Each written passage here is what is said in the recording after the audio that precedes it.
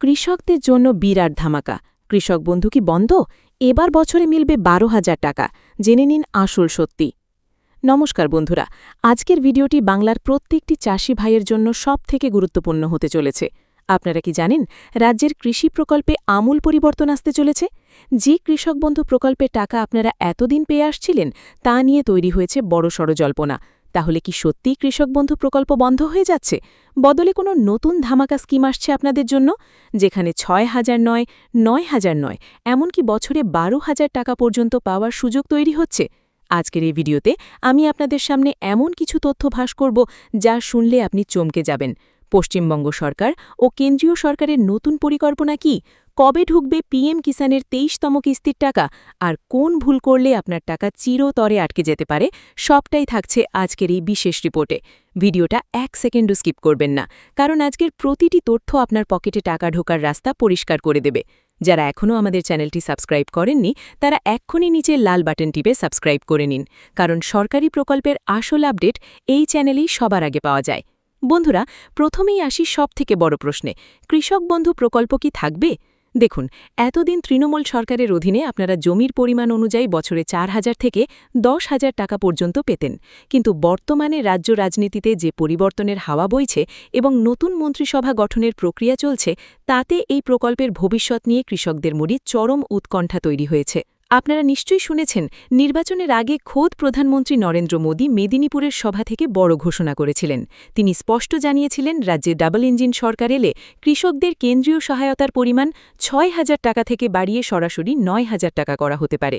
ভাবুন একবার, কৃষকদের জন্য এটা কত বড় প্রাপ্তি হতে পারে।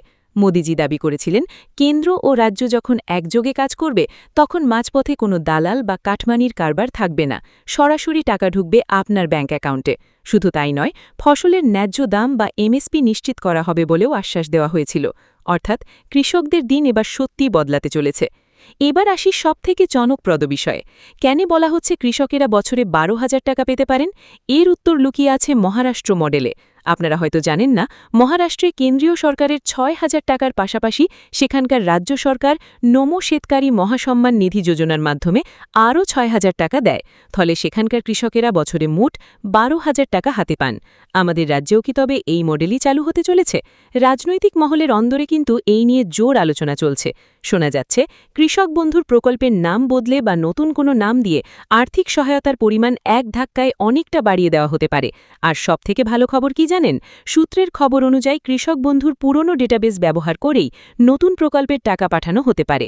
অর্থাৎ আপনাকে হয়তো নতুন করে লাইনে দাঁড়িয়ে ফর্ম ফিল আপ করতে হবে না, তবে নতুন আবেদনকারীদের জন্য পোর্টাল খোলা থাকবে।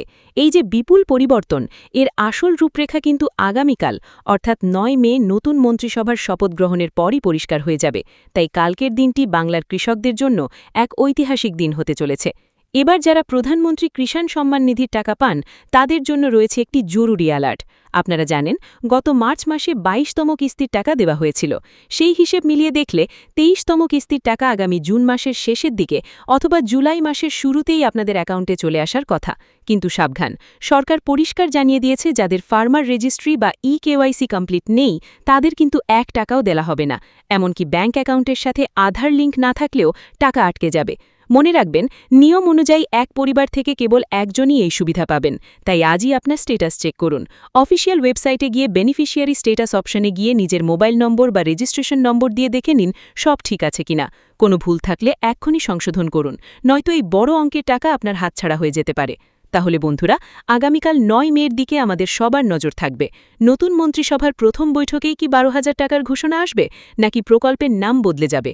এই সব কিছুর লাইভ আপডেট আমি আপনাদের কাছে সবার আগে পৌঁছে দেব। আজকের এই ভিডিওটি আপনাদের কেমন লাগলো এবং আপনি বছরে কত টাকা সরকারি সাহায্য চান তা নিচে কমেন্ট করে অবশ্যই জানান। ভিডিওটি ভালো লাগলে লাইক দিন এবং আপনার এলাকার কৃষক বন্ধুদের সাথে শেয়ার করুন, যাতে তারাও সচেতন হতে পারে। পরবর্তী আপডেট পেতে চ্যানেলটি সাবস্ক্রাইব করে আমাদের সাথেই থাকুন। ধন্যবাদ।